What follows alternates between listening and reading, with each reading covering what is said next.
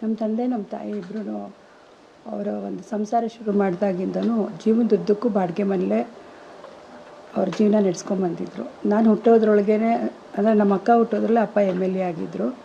ಆವಾಗಲಿಂದ ಅದಕ್ಕೆ ಮುಂಚೆಯಿಂದನೂ ಅವ್ರು ಬಾಡಿಗೆ ಮನೆಯಲ್ಲೇ ಹೊಳೆನರಸೀಪುರದಲ್ಲಿ ಇದ್ದಿದ್ದು. ನಾವು ಬೆಂಗಳೂರಿಗೆ ಬಂದಾಗ ಕೂಡ ಅಪ್ಪ ಅಪೋಸಿಷನ್ ಪಾರ್ಟಿ ಲೀಡ್ರ್ ಆದಾಗಲೂ ಬಾಡಿಗೆ ಮನೇಲೇ ಇದ್ವಿ.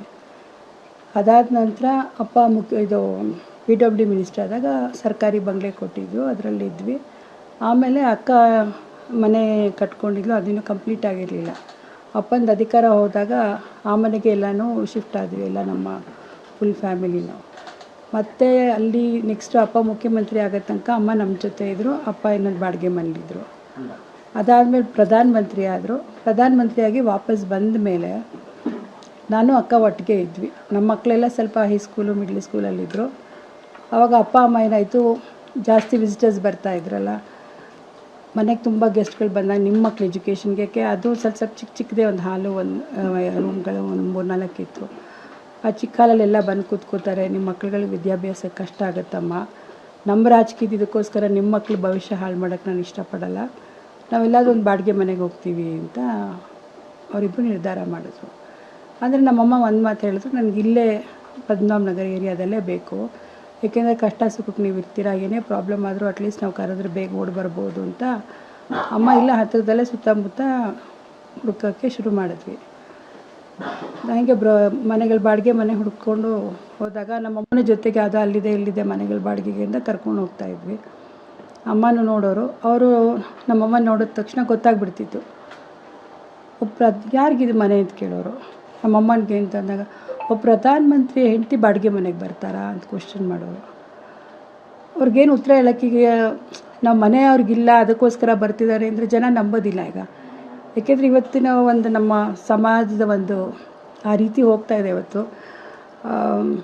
ಇದು ನಿಜವಾಗ್ಲೂ ಇವರೇನು ಸ್ವಂತ ಮನೆ ಖಂಡಿತ ಇಲ್ವಾ, ಅದಕ್ಕೆ ರಾಜಕೀಯವಾಗಿ ಏನಾದರೂ ಇದನ್ನು ಇದು ಮಾಡ್ಕೊಂಡು ಕೇಳ್ತಿದ್ದಾರಾ ಅನ್ನೋ ಒಂದು ಅನುಮಾನದಲ್ಲಿ ನಮ್ಮನ್ನು ನೋಡೋರು. ಆಮೇಲೆ ಕೆಲವರು ಡೈರೆಕ್ಟಾಗೇ ಹೇಳೋರು, ರಾಜಕೀಯದವ್ರು ನಾವು ನಂಬಲ್ಲ, ನಾವು ಮನೆ ಕೊಡೋಕ್ಕಾಗಲ್ಲ ಅನ್ನೋರು.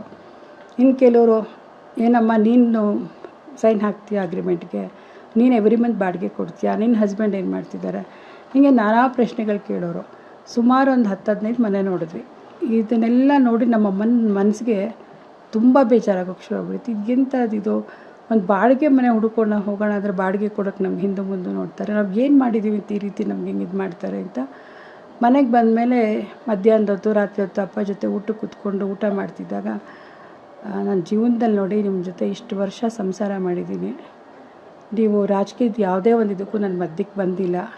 ಇವತ್ತು ನಂದು ಅಂತ ಒಂದು ಆಸೆ ಇದೆ, ನನಗೊಂದು ಚಿಕ್ಕ ಮನೆ ಕಟ್ಕೊಟ್ಬಿಡಿ. ನನಗೆ ಈ ಬಾಡಿಗೆ ಮನೆಗಳು ಹುಡುಕಿ ಅವ್ರು ಹೇಳೋ ಮಾತುಗಳೆಲ್ಲ ಕೇಳಿದ್ರೆ ನನ್ನ ಮನ್ಸಿಗೆ ತುಂಬ ನೋವಾಗುತ್ತೆ. ಅದಕ್ಕೆ ನಮ್ಮದು ಅಂತ ಒಂದು ಚಿಕ್ಕ ಮನೆ ಕಟ್ಕೊಳ್ಳೋಣ ಅಂತ ಕೇಳಿದ್ರು.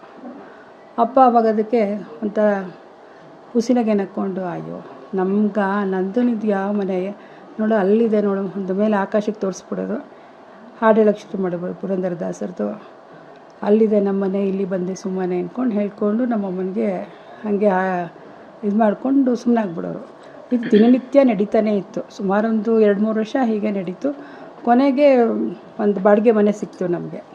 ಅಲ್ಲಿಗೆ ಒಂದು ಶಿಫ್ಟ್ ಮಾಡಿದ್ರು ಅಪ್ಪ ಅಮ್ಮ.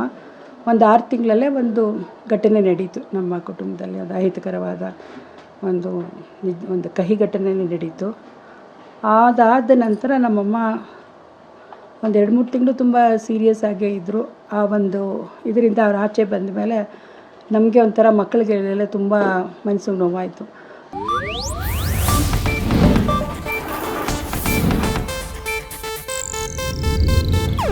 ಇದು ಏಷ್ಯಾನೆಟ್ ನ್ಯೂಸ್ ನೆಟ್ವರ್ಕ್ ಪ್ರಸ್ತುತಿ.